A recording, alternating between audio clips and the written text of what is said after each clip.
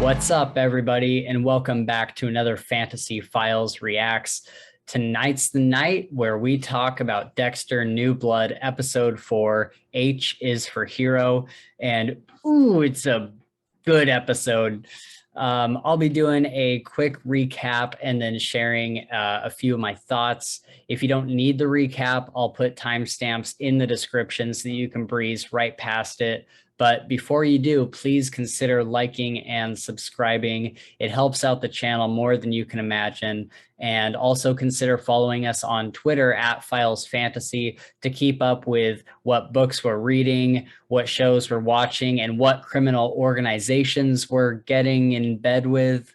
That last one's a joke. But for real, let's jump into this recap and talk about Episode 4, H is for Hero.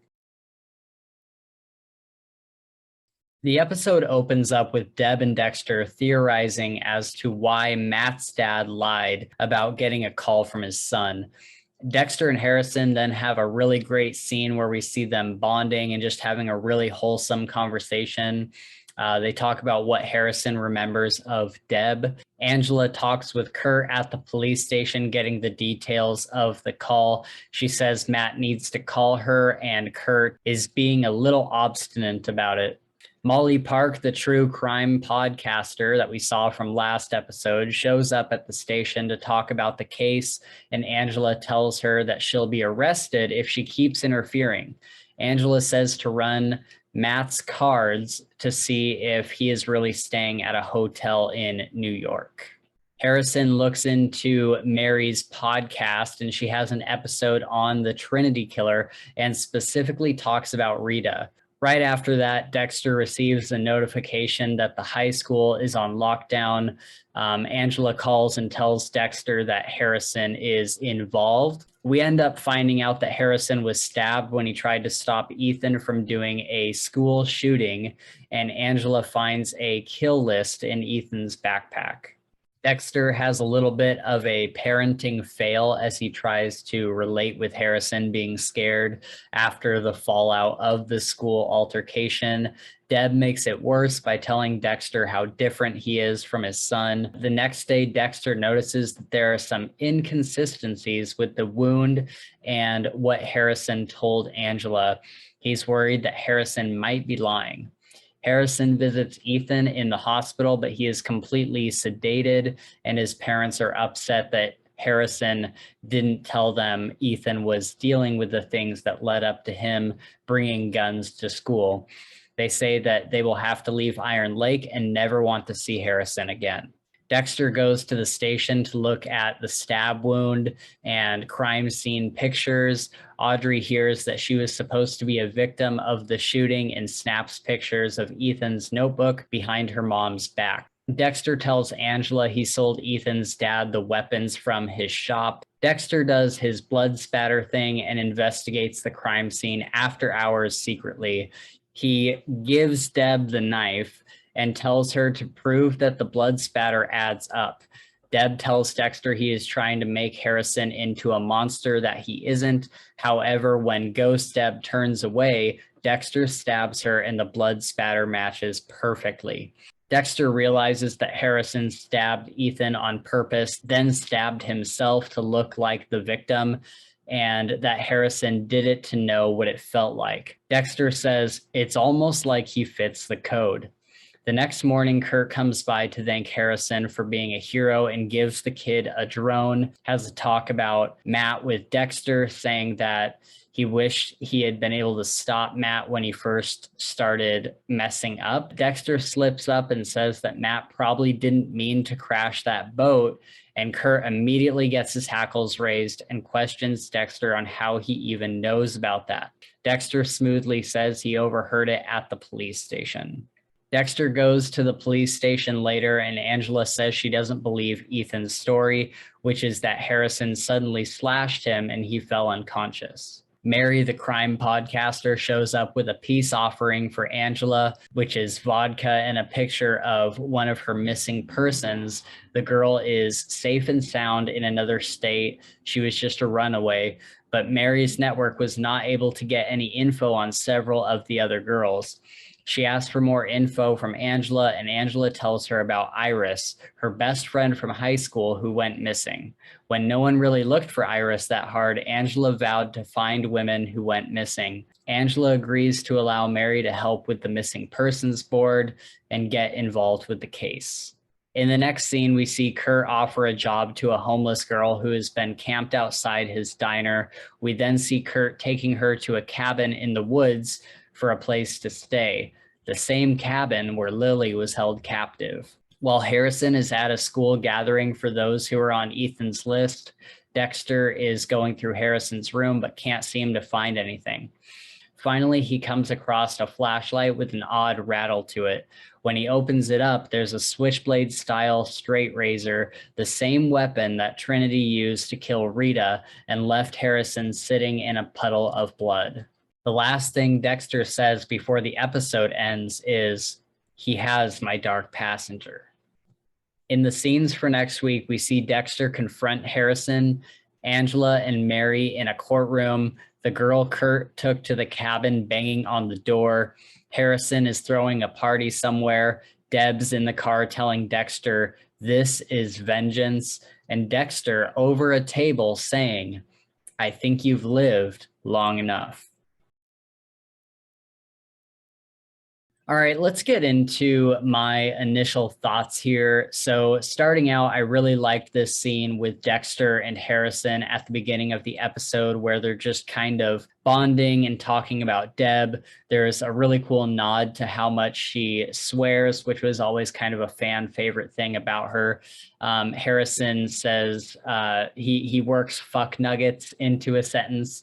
And Dexter says, "I'd rather put out a campfire with my face," which was one of his favorite lines of hers. It was just a really good scene where we get to see this kind of quiet, wholesome moment between the two. And can we just talk about how cool Dexter's cabin is? The place is like really sweet, except for the little closet that Harrison sleeps in. Like, why? After the whole thing at the school, Harrison asks Dexter what he does to cope after scary situations. And Dexter thinks, "I wrap up bad guys in plastic and kill them." But, you know, he can't really relate to what Harrison is going through right now, or so it seems. I love this kind of fake out and how we find out that they're much more alike than we initially think in the first half of this episode. By far the best scene was Dexter sneaking over to the crime scene to look at the blood spatter. I was kind of like, this is Dexter. Like, this is what Dexter does. He's even wearing like gloves and kind of dressed all in his like stealth gear. It was really, really good. Him and Deb had this back and forth. It's super funny. There's this great moment where she accuses him of hating that Harrison doesn't look up to him as some sort of hero, at which point Ghost Deb splits into like several different Debs. There was like 10 of her. Some of them have like pom-poms, kazoos, and several like picket signs that say "Go Dexter" and "Number 1 Dad." Other than that, we see Dexter doing what he does best, with the blood spatter and kind of examining it. I really loved every second of it. It was a huge callback to, you know, the earlier episodes of the show. And by the way, I told you guys Harrison had some darkness in him. I called it. I knew it. I knew he was going to have something up with him.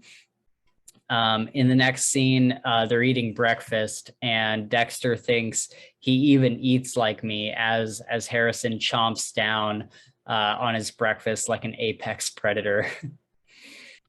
So now we have an explanation as far as why Harrison was kind of smiling when he saw Ethan's notebook over FaceTime.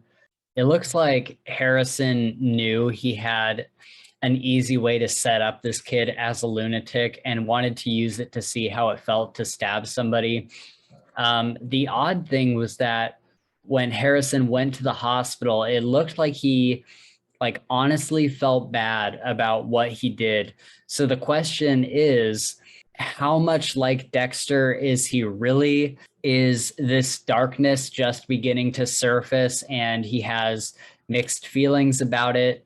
Is he just curious? What is he feeling inside? And the question keeps coming to my mind. Did he kill Hannah? And is he lying about how she died? Because as far as we know, he could totally be lying about it. And we haven't seen any proof that she died the way he says she did. In this episode, we also find out who Iris is, Angela's friend from high school who went missing, which is more or less what I assumed after last week's episode.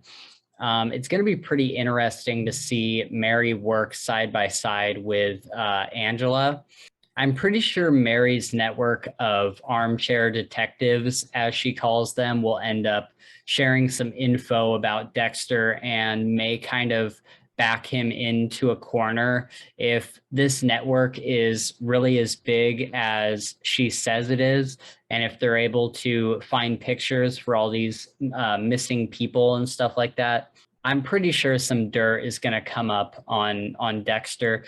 And this is kind of what I was talking about on one of the previous episodes. I think it was the second one, when I was talking about how all of these advancements in technology over the past 10 years are probably going to get in Dexter's way, because he's never really had to deal with stuff like this. Like social media wasn't really around when he was doing his thing in Miami. I don't know about you guys, but I was definitely not expecting Kurt to be our big bad of the season. I was pretty sure it was the big oil baron billionaire guy. I just felt like that's the way the show was going. My prediction now is that Dexter will kill him and be found out, but because of all the missing women, they mean so much personally to Angela with her friend who went missing and all these girls that she's been looking for years. I think she's going to catch Dexter killing this guy, but because she knows that this is the guy who Kurt is the guy who took all these girls that she's been looking for. I think she might let Dexter go. I think that's why it's being introduced in this way.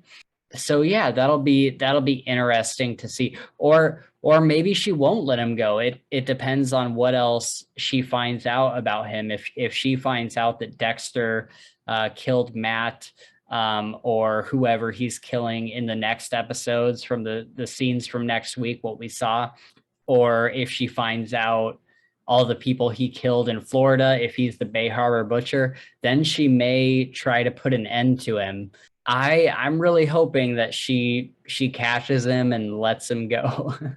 All in all, this was a fantastic episode. Probably my second favorite so far, with the first episode definitely being my favorite. Honestly, I am absolutely floored with this show. They're really, really doing the fans proud, and you can tell they put a lot of thought and love into this show.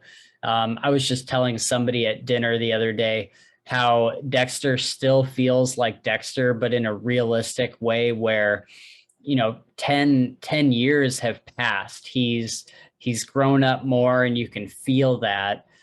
Same with the show as a whole. It still feels very much like the old show that we know and love, but more modernized. And I don't think that that's a bad thing at all. I'm more interested than ever to see what happens to Harrison.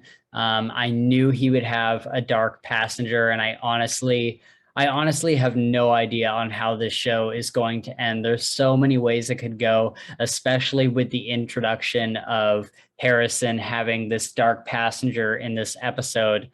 And I'm just riding the roller coaster, man. We have 6 more episodes to go. And I will be so sad on the last episode, because it will be the true end of the show, and honestly, an end of an era, even though we all thought it had ended years ago. Yeah, if Harrison were to get his own spin-off show, I definitely wouldn't be upset. But they'd have to do it really, really well. I definitely watch it though. If Dexter New Blood were to get another season, I'd definitely be happy, and I definitely watch that as well. But again, they'd really have to have a really good roadmap for it so that it doesn't just drag on like some of the later seasons of the original show. What do you guys think? Would you watch another season of Dexter New Blood or a Harrison spin-off show? Let us know down in the comments. Other than that, I'm going to wrap it up here. Thank you everyone for watching. And if you liked this video, please hit those like and subscribe buttons.